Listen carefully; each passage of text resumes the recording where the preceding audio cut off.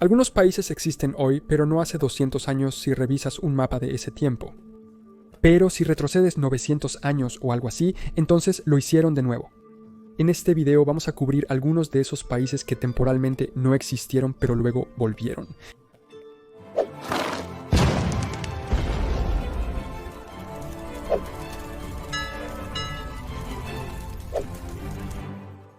Primero, Islandia. La Mancomunidad Islandesa, también conocida como el Estado Libre Islandés, existió como una entidad soberana desde 930 hasta 1262. Fue una forma única de gobierno caracterizada por la falta de autoridad ejecutiva centralizada. En su lugar se basaba en un sistema de jefes y el Althing, uno de los parlamentos más antiguos del mundo. La mancomunidad llegó a su fin cuando los problemas internos y la creciente presión e influencia de la corona noruega llevaron a la firma del antiguo pacto en 1262 o 1264, lo que puso a Islandia bajo el dominio noruego y más tarde danés. Por siglos, después del fin de la mancomunidad, Islandia, por lo tanto, existió sin un estado soberano propio. El movimiento hacia el restablecimiento de la soberanía islandesa comenzó en el siglo XIX, impulsado por un creciente sentido de identidad nacional y una ola más amplia de nacionalismo europeo, pero no tuvieron mucho éxito. Sin embargo, Islandia obtuvo un autogobierno limitado en 1904 y fue reconocida como un Estado nacional soberano en unión personal con Dinamarca en 1918, pero la independencia total solo llegó en 1944, después de la Segunda Guerra Mundial, cuando se estableció la República de Islandia alrededor de 700 años después del fin de la primera entidad. Y por cierto, Noruega también es un gran ejemplo.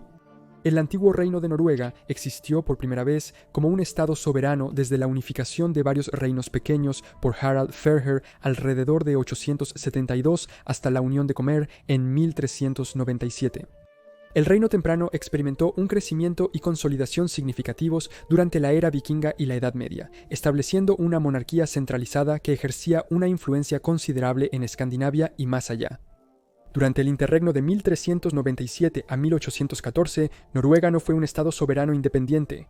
En cambio, fue gobernada primero como parte de esa Unión de Kalmar y luego como parte de la Unión Danesa-Noruega desde 1536 en adelante, creo.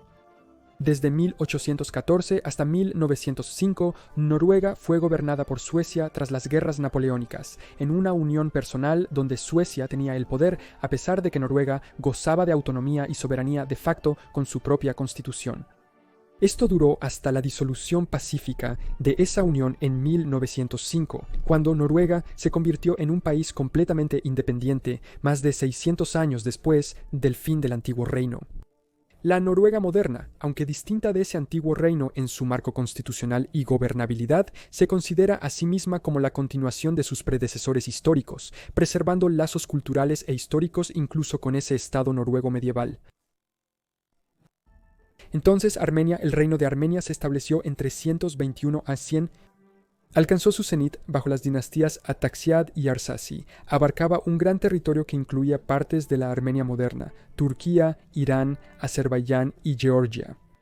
La cultura armenia fue influenciada por las tradiciones helenísticas y persas, y en el año 301 de Cien Maros se convirtió en el primer estado del mundo en adoptar oficialmente el cristianismo como religión oficial.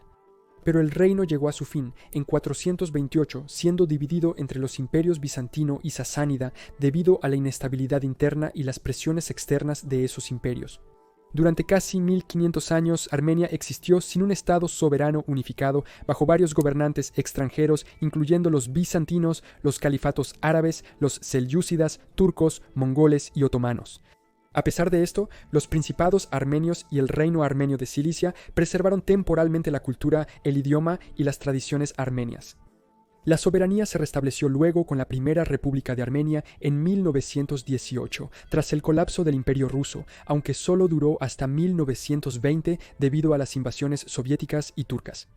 Armenia moderna se estableció en 1991 tras la disolución de la Unión Soviética.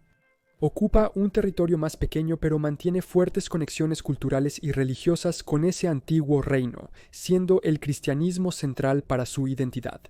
Y posiblemente nuestro mejor ejemplo en esta lista es el siguiente con Polonia. La soberanía polaca ha pasado por varios periodos importantes en su historia. Han sido independientes, pero la perdieron al menos 2 veces. Sien comenzó con la primera aparición de Polonia como estado en el periodo medieval temprano bajo Mieszko I alrededor del año 966 d.C. Sien y 100 ist. Este periodo duró hasta la formación de la Mancomunidad Polaco-Lituana en 1569 a través de la Unión de Lublin. La mancomunidad misma perduró hasta 1795 cuando Polonia fue dividida por Rusia, Prusia y Austria. Durante la guerra, Polonia experimentó una breve soberanía de 1918 a 1939 tras la Primera Guerra Mundial, antes de ser invadida y nuevamente dividida por Alemania y la Unión Soviética, iniciando la Segunda Guerra Mundial. Tras la Segunda Guerra Mundial, Polonia fue restaurada con fronteras distintas. Hice un video sobre los cambios de fronteras a lo largo de su historia, puedo enlazarlo en la descripción si te interesa. Pero aunque tenían independencia, estaban en fuerte conexión y bajo la fuerte influencia de la Unión de Repúblicas Socialistas Soviéticas, solo recuperando su plena soberanía en 1989 con el colapso del comunismo en Europa Oriental. En Georgia la historia se asemeja mucho a la de Armenia.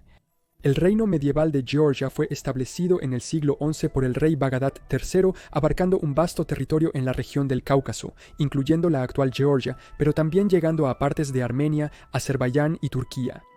Alcanzó su cenit bajo la reina Tamar en los siglos XII y principios del XII I.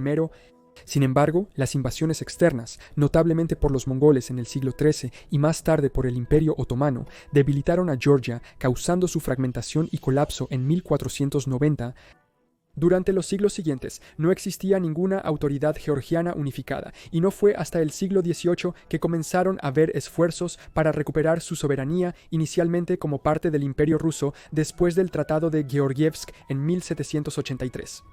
Tras el colapso del Imperio ruso, Georgia también declaró su independencia en 1918, pero su soberanía fue efímera, al igual que la de Armenia, siendo invadida por las fuerzas soviéticas en 1921 y forzadamente incorporada a la Unión de Repúblicas Socialistas Soviéticas. Con la disolución de los soviéticos en 1991, la Georgia moderna emergió como un estado independiente, restaurando su soberanía y estableciéndose como una república democrática. Grecia también es un ejemplo interesante, aunque no exactamente igual. No hubo un solo país griego en la antigüedad o en la época medieval que fuera destruido, para luego volver, incluso si en una forma diferente. Históricamente, la soberanía griega local ha sido un concepto variable. Las polis griegas antiguas y clásicas surgieron de forma independiente, cada una con su propio gobierno y sistema de gobernanza. Finalmente, las ciudades-estado cayeron bajo la hegemonía macedonia tras las conquistas de Alejandro Magno, con los romanos llegando después y subyugando a Grecia en el segundo siglo Amdarsh 100. Tras la caída del Imperio Romano de Occidente, Grecia experimentó un período de interregno caracterizado por la inestabilidad política e invasiones de varias tribus bárbaras. Finalmente, el Imperio Bizantino, sucesor del Imperio Romano de Oriente, ejerció control sobre Grecia hasta que los otomanos se hicieron cargo en el siglo XV. Grecia estuvo bajo el dominio otomano por siglos hasta su guerra de independencia en el siglo XIX. Desapareció y luego volvió más tarde. Bulgaria, también en los Balcanes, es otro caso similar. Siguiendo las migraciones desde la antigua Bulgaria, el primer imperio búlgaro surgió a finales del siglo VII bajo el liderazgo de Khan Asparuh, estableciendo su capital en Pliska en 681 d. después de derrotar al imperio bizantino, abarcando desde los montes 100 Árpatos hasta la Agencia. El imperio floreció debido a sus conquistas militares, logros culturales y significativas expansiones territoriales. A pesar de su cenit, durante los siglos IX y X, las invasiones de los bizantinos, magiares, pechneks y las devastadoras incursiones mongoles en el siglo XIII llegó su declive gradual. Durante los siguientes siglos, Bulgaria volvió a estar bajo el dominio bizantino y luego otomano hasta finales del siglo XIX, cuando recuperó una soberanía limitada como Estado moderno tras la Guerra Ruso-Turca de 1877. Sin embargo, la plena independencia solo llegó más tarde en 1908. También podemos profundizar y entrar en conexiones algo cuestionables, como el caso de Ceilán o Sri Lanka, que existió como el reino de Anuradhapura en el siglo IV. Este reino, situado en la región centro-norte de la isla, pero influyendo en la totalidad de ella, emergió como una potencia significativa en el centro del subcontinente indio. El reino floreció durante siglos, pero varios factores llevaron a su declive en el siglo XI. Después del colapso del reino, Sri Lanka se fragmentó en varios reinos regionales hasta la llegada de las potencias coloniales europeas en el siglo XVI. Un ejemplo es el reino de Jaffna entre 1215 y 1619, pero su alcance nunca se extendió más allá de la mitad norte de la isla. Los portugueses, holandeses y finalmente los británicos llegaron y controlaron política, económica y militarmente diferentes partes de Sri Lanka hasta que obtuvo la independencia en 1948. En conclusión, Túnez también podría servir como ejemplo. Se podría argumentar que existió primero como el soberano imperio Cien Artaginés en el siglo IX a. 100. El imperio Cien Artaginés fue una poderosa ciudad-estado antigua fundada por colonos fenicios en lo que ahora es Túnez alrededor del 814 a. Floreció como una importante potencia marítima en el Mediterráneo occidental que llegó a controlar vastos territorios. Después de la Tercera Guerra Púnica, Cartago fue destruida y la región pasó a estar bajo control romano y luego bizantino, seguido de la conquista por varios imperios islámicos y luego fue colonizada por los franceses. Por lo tanto, el dominio extranjero permaneció desde el colapso de Cartago hasta la independencia de Francia en 1956 y la creación del Estado moderno de Túnez. Pero entonces, simplemente estamos enumerando un estado que era soberano en su territorio e intentando vincularlo con uno futuro que también sucedió en esta misma área, siendo esa conexión inexistente. Hasta cierto punto diría que sí, mientras que este es el caso un poco con todos los ejemplos en nuestra lista, pero otros tienen conexiones culturales y hereditarias más fuertes además de esos factores territoriales.